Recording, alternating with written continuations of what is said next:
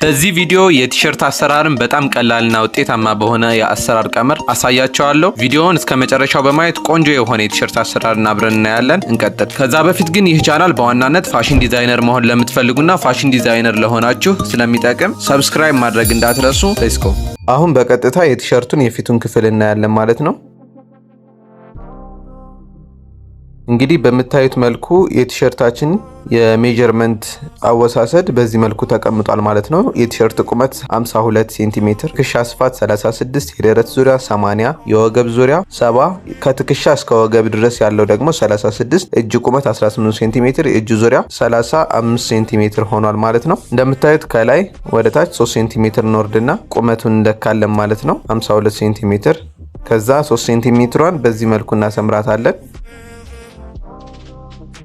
ይህም የትከሻ መስመር ነው ማለት ነው። እንዲሁም ከዚህ 3 ሴንቲሜትር በመነሳት በድጋሚ በዚህኛውም ሳይድ 52 እንደካና እናሰምረዋለን። ይሄ ደግሞ ዋና ቁመቱ ነው። ከዋና ቁመቱ በኋላ ደግሞ በድጋሚ 3 ሴንቲሜትር እንደካና ምልክት እናደርጋለን። ይህንን ምልክት ሙሉ በሙሉ ወደ ጎን አግድም መስመር እናሰምረዋለን ማለት ነው። ይህም የቁመታችን ትርፉ ሪዘርቭ ነው ማለት ነው። ከዚህ በመቀጠል ትከሻን የለካነውን ትከሻን ለሁለት በማካፈል የደረት መስመር እናገኛለን።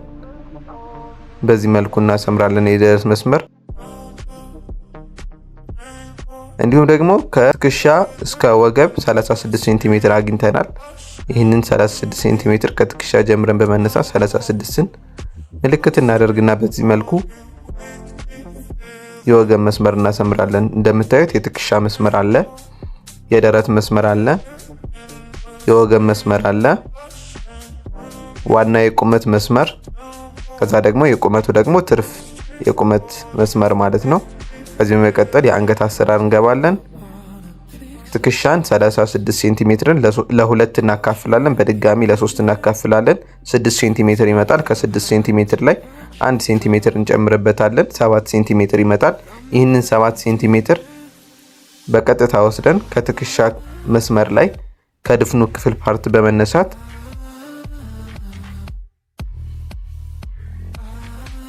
ምልክት እናደርገዋለን ማለት ነው እንደምታዩት። ከዚህ በመቀጠል 7 ሴንቲሜትርን በድጋሚ ለሁለት እናካፍላታለን። ለሁለት ካካፈልን በኋላ 3.5 ትመጣለች። 3.5ን በድጋሚ 7 እንጨምርበታለን ማለት ነው። አጠቃላይ 10.5 ይመጣል። ከትከሻ መስመር በመነሳት ወደ ታች ወደ ቁመቱ ይህንን የመጣልን 10.5 ሴንቲሜትር ምልክት እናደርገውና በምታዩት መልኩ በከርቭ እናገናኛቸዋለን ማለት ነው። ይሄ የአንገቱ የፍሮንት ፓርት ወይም ደግሞ የፊቱ ክፍል የምንለው ሆኗል ማለት ነው። በዚህ አሰራር ቆንጆ የአንገት አሰራር መስራት ትችላላችሁ ማለት ነው። ከዚህ በመቀጠል ትከሻን ለሁለት በማካፈል የተሰጠንን ትከሻ 36ን ለሁለት አካፍለን 18 ሴንቲሜትር ከድፍኑ ክፍል ተነስተን በዚህ መልኩ ምልክት እናደርጋለን ማለት ነው። ከዚህ ምልክት በኋላ ወደ ታች ደግሞ ከምልክቷ ወደ ታች 2.5 ሴንቲሜትር ምልክት አድርገን ወደ ታች በዚህ መልኩ ከአንገቷ ክፍል ጋር በሰያፍ መስመር እናያይዛታለን ማለት ነው። እዚህ አሰራር ቀጥለን ደግሞ የእጅ ማውጫ ፓርት እንሰራለን ማለት ነው። የእጅ ቤትን እንሰራለን ከቲሸርቱ ላይ። ከዚህ በመቀጠል ይህንን ያሰመርነውን ቁመት ለ3 እናካፍለዋለን ማለት ነው። ለ3 አካፋዩ ላይ ምልክት እናደርግና ወደ ውስጥ 1.5 ሴንቲሜትር ነካና ምልክት እናደርጋለን ማለት ነው። በዚህ መልኩ 1.5 ሴንቲሜትርን ምልክት ካደረግን በኋላ የትከሻ ልኬታን ከለካን በኋላ 2.5 ሴንቲሜትር ወርደን ካደረግናት ምልክት ጋር በሰያፍ መስመር እናያይዘዋለን። ከዚህ በመቀጠል የደረት ዙሪያን እንለካና 80 ነው የተሰጠን። 80 ሲካፈል ለ4 ሲደመር 2 ሴንቲሜትር 22 ሴንቲሜትር ይመጣልናል። ይህንን 22 ሴንቲሜትር ከደረት መስመር ከድፍኑ ክፍል በመነሳት ከመጀመሪያው ተነስተን 22 ሴንቲሜትርን ምልክት እናደርጋለን ማለት ነው። በዚህ መልኩ ምልክት ካደረግን በኋላ ከ1.5 ሴንቲሜትር ጋር ከገባናት ጋር ወደ ውስጥ በከርቭ መስመር እናያይዘዋለን። በመቀጠል የወገብ ልኬታ ጋር እንሂድና ወገብ ሲካፈል ለ4 ሲደመር 3 ሴንቲሜትር ያ ማለት 70 ሲካፈል ለ4 ሲደመር 3 20.5 ሴንቲሜትር ይመጣል። ይህንን 20.5 ሴንቲሜትር ከወገብ መስመር ከድፍኑ ክፍል ተነስተን ነካና ምልክት እናደርጋለን። ይህንን ምልክት ከደረት መስመር ጋር ከርቭ ላይን በሰራ መልኩ አስምረን እናገናኛቸዋለን። ከዚህ በመቀጠል ከታችኛው ከዋናው ከቁመቱ ሪዘርቭ ወይም ትርፉ ጋር በመሄድ የደረት ስፋት ልኬታን ለ4 እናካፍለዋለን። በመቀጠል 2 ሴንቲሜትር እንጨምርበታለን። ይህንን የመጣልን ቁጥር 22 ሴንቲሜትርን ምልክት እናደርግና ይህንን ምልክትም ከወገብ መስመር ጋር እናገናኘዋለን ማለት ነው። የደረት መስመር የለካንበት ምክንያት ተመሳሳይ መሆን ስላለበት ነው፣ ወይም ወደ ታች ሰፋ እያለ መሄድ ስላለበት ነው። ይህ እንደምታዩት የቲሸርታችን የፊቱ ክፍል ፓተርን አሰራር ሆኗል ማለት ነው። እንግዲህ በዚህ መልኩ የምንቆርጠው ይሆናል።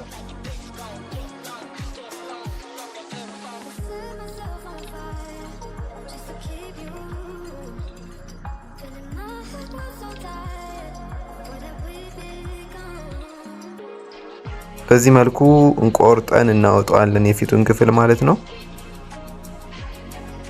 እስካሁን ቻናላችንን ሰብስክራይብ ካላደረጋችሁ ሰብስክራይብ በማድረግ እንዲሁም ቪዲዮውን ከወደዳችሁት ላይክ በማድረግ ቤተሰብ ይሁኑን።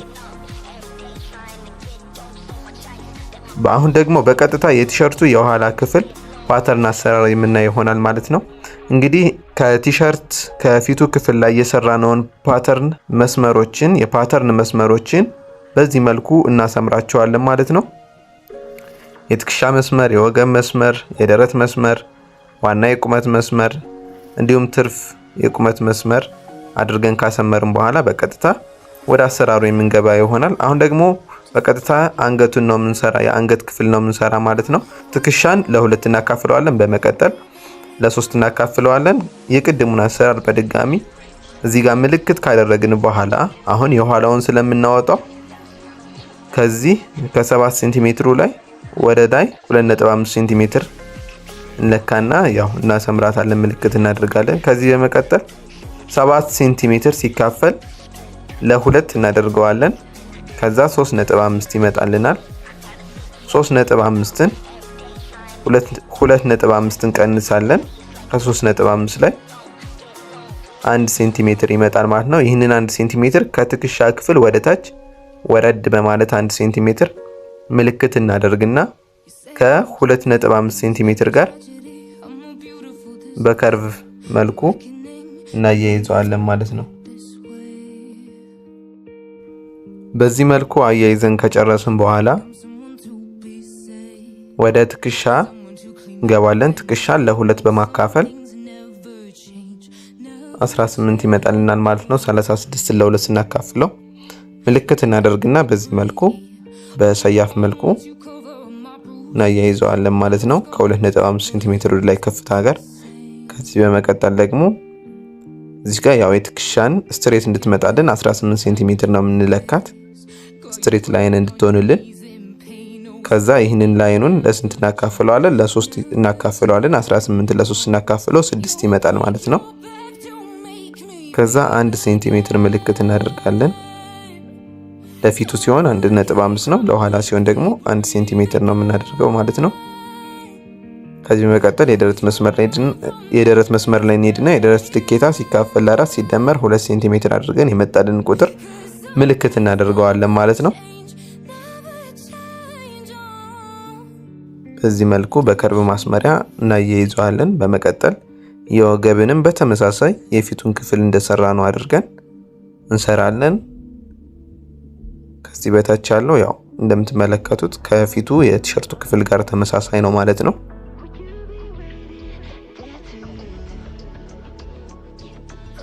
በዚህ መልኩ ሰርተን ከጨረስን በኋላ የምንቆርጠው ይሆናል ማለት ነው። ይህ እንደምትመለከቱት የቲሸርት የኋለኛው ክፍል ነው።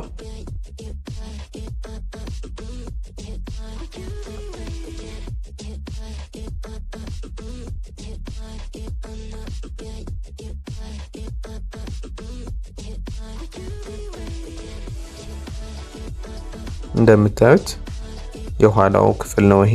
አሁን ደግሞ የፊቱ ክፍል ነው ይሄም ደግሞ የምታዩት።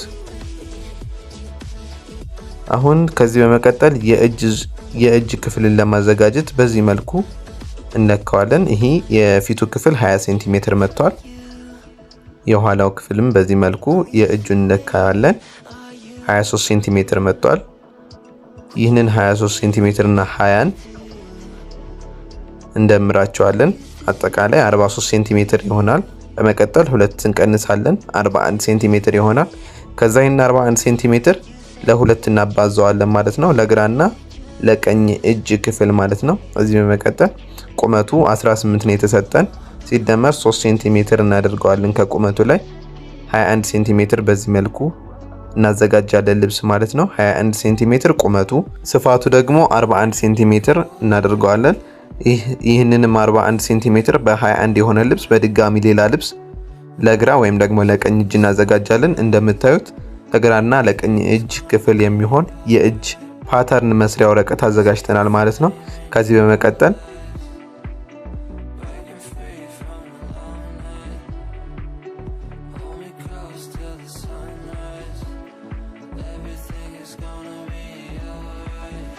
የደረት ስፋት ልኬታን ያብሎ ማለት 80ን ለ10 ስናካፍለው 8 ሴንቲሜትር ይመጣል።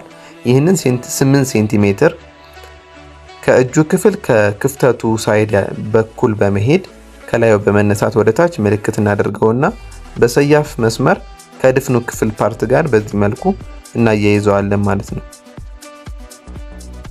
ከዚህ በመቀጠል ይህንን መስመር ለ4 እናካፍለዋለን። 24 ሴንቲሜትር መጥቷል። ይህንን 24 ሴንቲሜትርን ለ4 ስናካፍለው 6 ሴንቲሜትር ይመጣል ማለት ነው። ስለዚህ ከድፍኗ ክፍል ተነስተን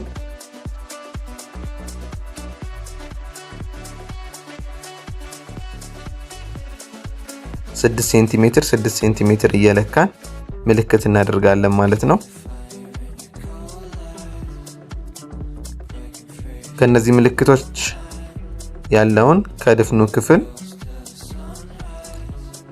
ተነስተን አንድ ሴንቲሜትር በላይ በመቀጠል ከታችኛው ደግሞ እንሄድና በታች አድርገን 1 ሴንቲሜትር እነካና ምልክት ካደረግን በኋላ እነዚህ ምልክቶችን በከርቭ ዚግዛግ በሆነ ከርቭ እናገናኛቸዋለን ማለት ነው። በመቀጠል የእጅ ዙሪያ እንለካለን። የእጅ ዙሪያ የተሰጠን 35 ነው። 35 ሴንቲሜትርን ለ2 አካፍለን ከዛ አንድ ጨምረን 18.5 ሴንቲሜትር ይመጣል። በዚህ መልኩ እንለካና ምልክት አድርገን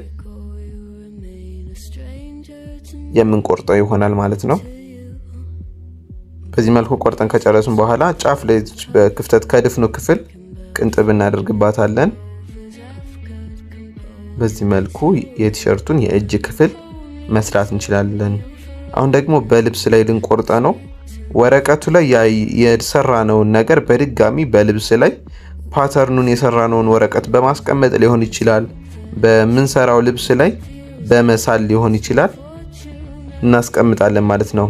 በነገራችን ላይ ልብስን ስናዘጋጅ በመጀመሪያ ለስፋቱ ልብስ ስናዘጋጅ ከፍተኛ የስፋት ልኬታ የሚወስደውን 12 ሴንቲሜትር እንጨምርበታለን። እሱም 92 ሴንቲሜትር ይሆናል ማለት ነው። ያ ብሎ ማለት ደረት ዙሪያ 80 ስለነበር ማለት ነው። በዚህ መልኩ 92 ሴንቲሜትር ስፋቱ እናደርግና እናዘጋጅና በታችን በላይም በኩል ምልክት አድርገን 92 ሴንቲሜትር ለፊትና ለኋለኛው ክፍል ልብስ አዘጋጅተን እንቆርጣለን ማለት ነው።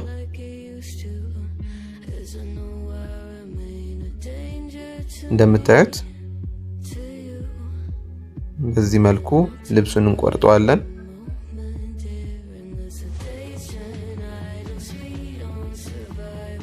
ይህንንም ያዘጋጀነውን ልብስ እኩል ለ2 አድርገን እንሰነጥቀዋለን ማለት ነው።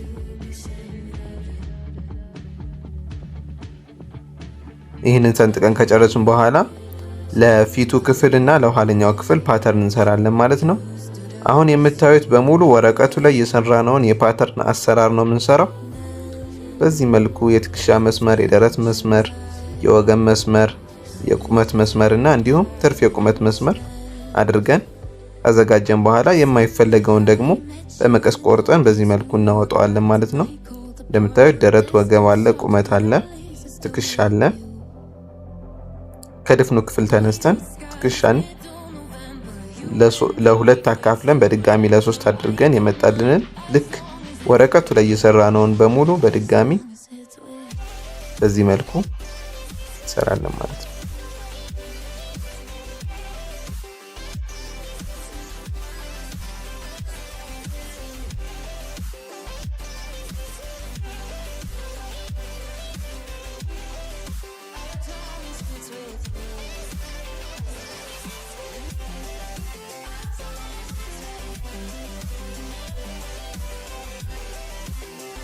ሁልጊዜም ልብስ በምትሰሩበት ጊዜ ትርፍ ልብስን ወይም ደግሞ ከስፌት በኋላ የሚታው የውስጠኛው ክፍል ልብስን መተው እንዳትረሱ።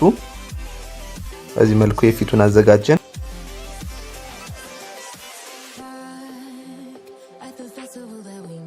ቀጥለን የኋላም ደግሞ እንደምታዩት ከዛ ያደረግነውን እንሰራዋለን ማለት ነው። የኋላውን ክፍል ሰርተን ከጨረስን በኋላ የአንገት ማልበሻ ብዙ አይነት የአንገት ማልበሻ አሰራሮች አሉ። የተለያዩ የአሰራር ዘዴዎች አሉ። ዛሬ አንዱን የማሳያችሁ ይሆናል። በጣም ብዙ የአሰራር ዘዴዎች ስላሉ እነሱን የአሰራር ዘዴ አሳያችኋለሁ ማለት ነው።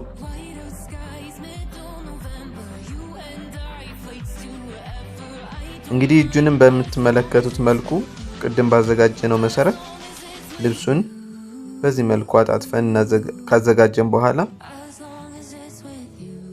ከወረቀቱ ላይ ያደረግነውን ፓተርን የሰራነውን ፓተርን በልብሱ ላይ የምንሰራዋለን ማለት ነው።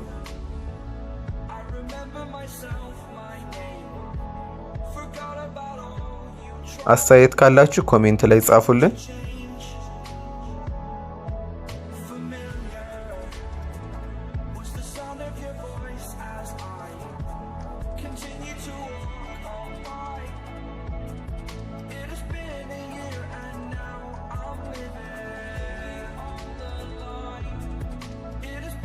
እንደምትመለከቱት የአንገት የማልበሻ ክፍል እንሰራለን ማለት ነው።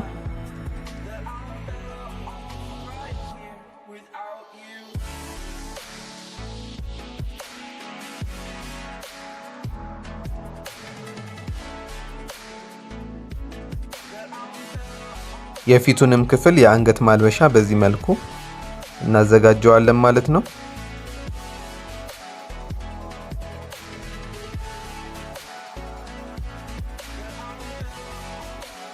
ከዚህ በመቀጠል ወደ ስፌት የምንገባ ይሆናል። ያው በትኩረት ለማየት ሞክሩ።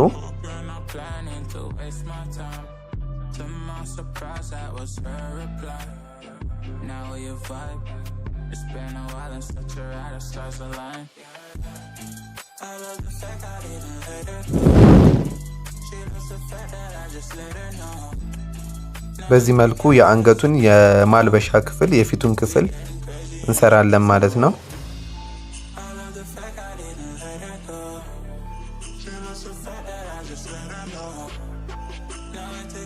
እነዚህ ልብሱ እንዳይወጠርብን እንቀነጭባቸዋለን በመቀስ። በመቀጠል የማልበሻውን ክፍል ብቻ እንደርዘዋለን ማለት ነው።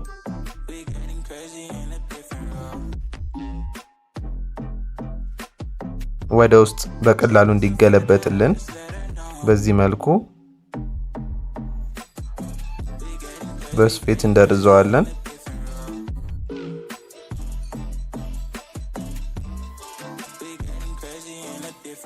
እንደምታዩት የስፌቱን የአንገቱን የማልበሻ ክፍል በዚህ መልኩ ከሰራን በኋላ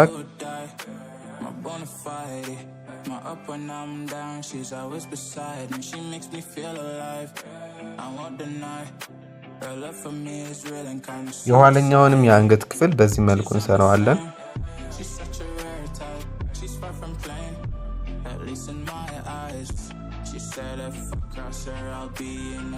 እንዲህ አድርገን ከቀነጨብን በኋላ አሁንም የምንደርዘው ይሆናል ማለት ነው።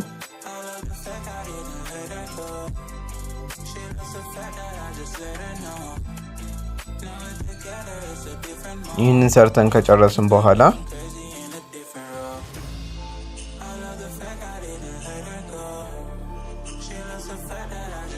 የፊቱን ክፍል በዚህ መልኩ የማልበሻውን ክፍል በዚህ መልኩ ኦቨርሎክ እንመታውና በስፌት የምናያይዘው ይሆናል ማለት ነው።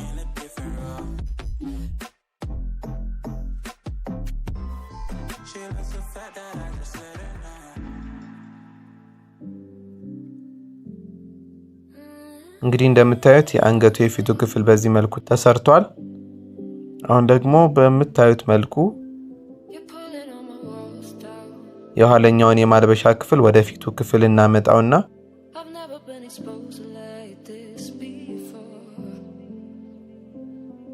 በዚህ መንገድ ስፌቷን ጠብቀን የምንሰራት ይሆናል ማለት ነው።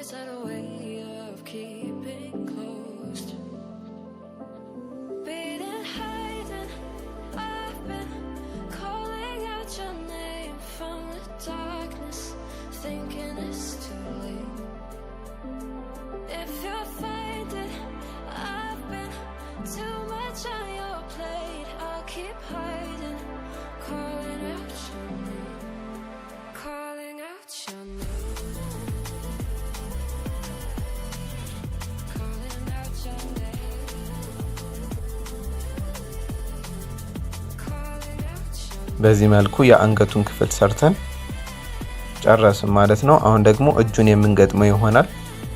እጇ ጋር ያደረግናትን ቅንጥብ እቺን የምትመለከታትን ከትከሻ ስፌት ስትሬት ጋር እናደርገውና በዚህ መልኩ እንሰራዋለን ማለት ነው።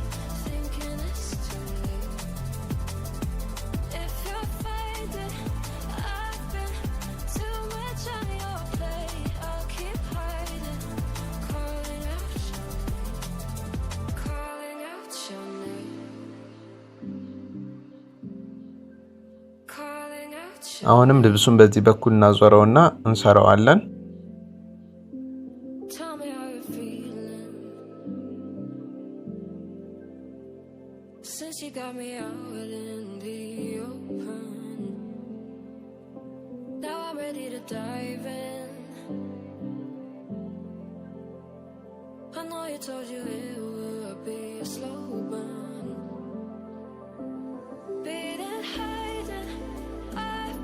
አሁን ደግሞ በአንደኛው ሳይድ ያልተሰራውን ይሄ እጅ ክፍል የምንሰራው ይሆናል ማለት ነው።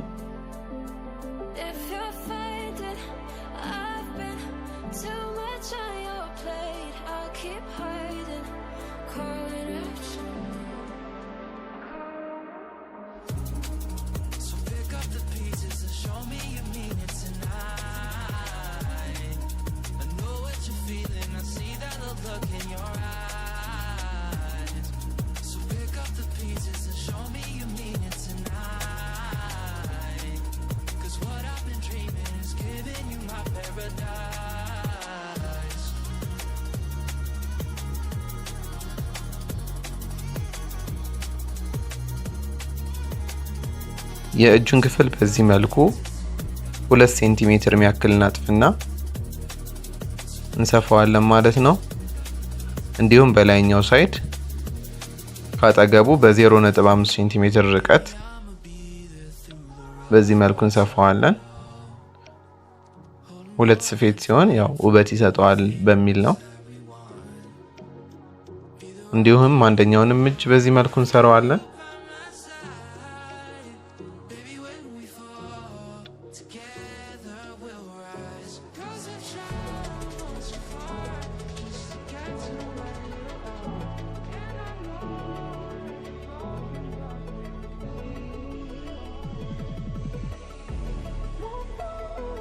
ከዚህ በመቀጠል እንገጥመዋለን ማለት ነው።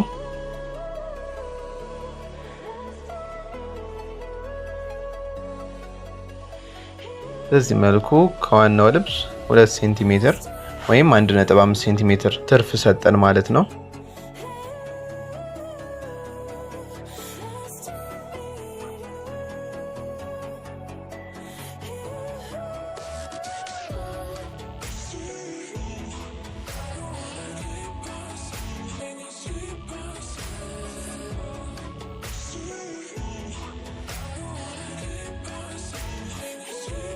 አሁንም በአንደኛው ሳይድ ያለውን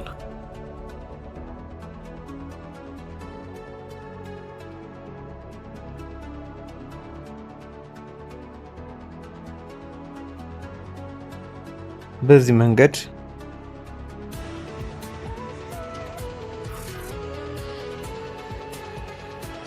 ከሰፋን በኋላ ታቹን ደግሞ የምናጥፈው ይሆናል ማለት ነው። ታቹንም በተመሳሳይ 2 ሴንቲሜትር ያህል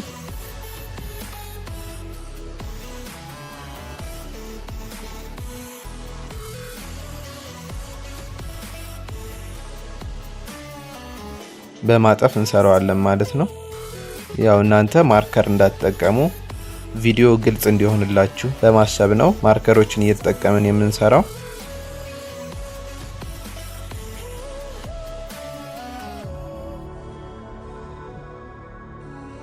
እስካሁን ይህንን ቻናል ደግሞ ሰብስክራይብ ሳታደርጉ እየተመለከታችሁ ከሆነ ሰብስክራይብ በማድረግ ቤተሰብ ይሆንን። እንደነዚህ አይነት ኮንቴንቶች ሲለቀቁ ደግሞ እንዲደርሳችሁ የደውል ምልክቷን መጫን እንዳትረሱ። በሌላ ቪዲዮ እስከምንገናኝ ድረስ መልካም ጊዜ